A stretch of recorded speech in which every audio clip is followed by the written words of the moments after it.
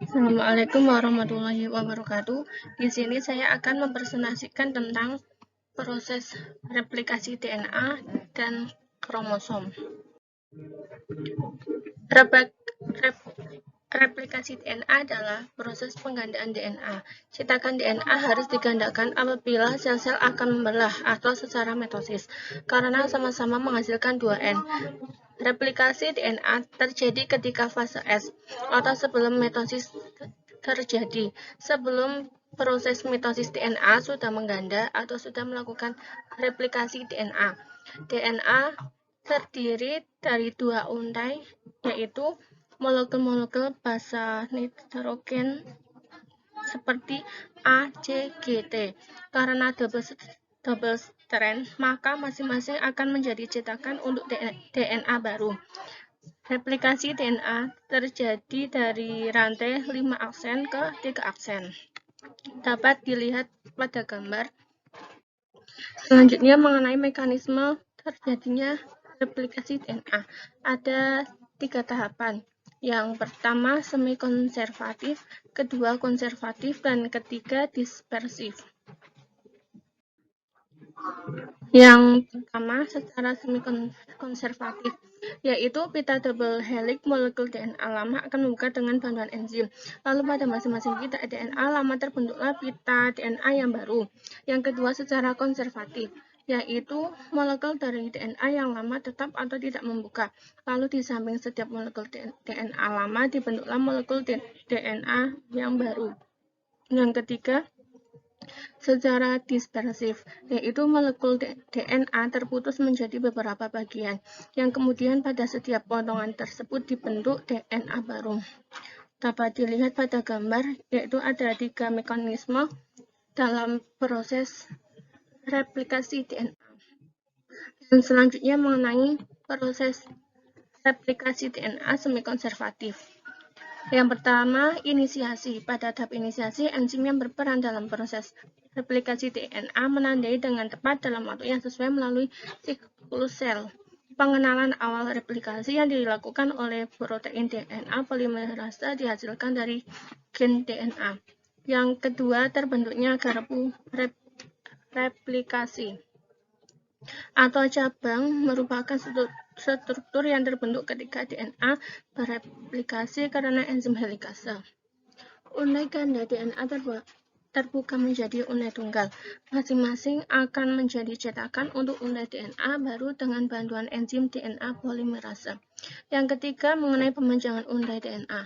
Dalam hal ini, DNA polimerase membentuk untai DNA baru dengan menambahkan nukleotida deoksiribonukleotida ke ujung 3 aksen hidroksil bebas nukleotida DNA yang sedang tumbuh.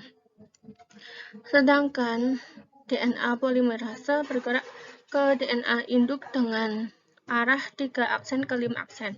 Sementara untai DNA yang lain berorientasi 5 aksen ke 3 aksen.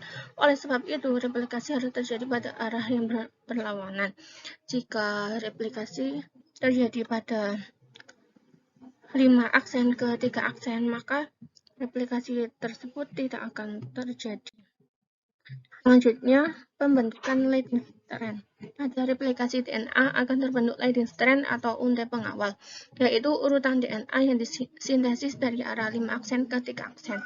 DNA polimerase pada untai ini dapat membentuk DNA menggunakan ujung 3 aksen. Yang selanjutnya mengenai pembentukan leading strand, yaitu untai DNA yang berada pada sisi yang berseberangan dengan leading strand.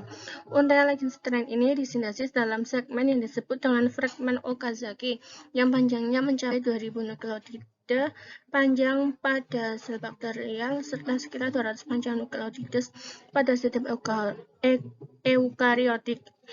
Dalam untai ini, enzim primase akan membentuk RNA primer. Dengan demikian, DNA polimerase bisa menggunakan gugus OH 3 aksen yang bebas pada RNA primer untuk mensintesis DNA dengan arah 5 aksen ke 3 aksen. Yang bebas pada RNA primer untuk mensintesis DNA dengan arah 5 aksen ke 3 aksen. Kemudian fragmen RNA disingkirkan dan RNA baru ditambahkan untuk mengisi celah yang awalnya diisi oleh RNA. Kemudian DNA ligase menyambung fragmen Okazaki sehingga sintesis Lagenstein menjadi lengkap. Dapat dilihat pada gambar yang pertama itu mengenai proses terjadinya pembentukan replikasi DNA. Yang selanjutnya mengenai kromosom. Tentunya sudah pada tahu apa itu kromosom. Kromosom adalah struktur yang tersusun dari DNA dan molekul lain yang menjadi tempat tersimpannya materi genetik.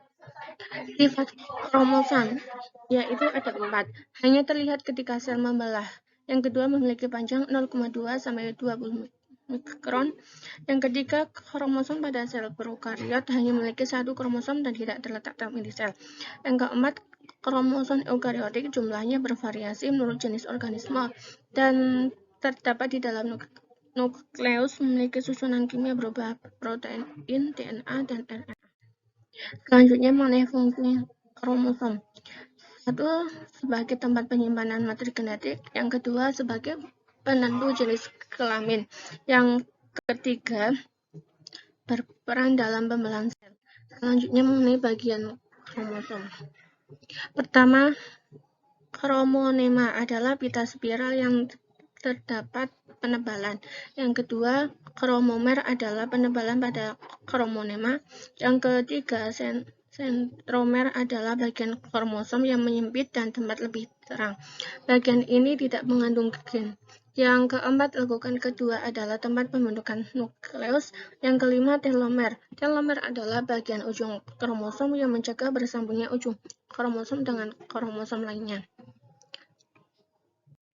Dapat dilihat pada gambar.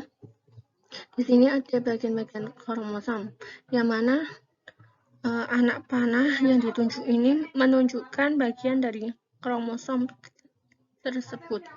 Sekian presentasi dari saya, kurang lebihnya mohon maaf. Wassalamualaikum warahmatullahi wabarakatuh.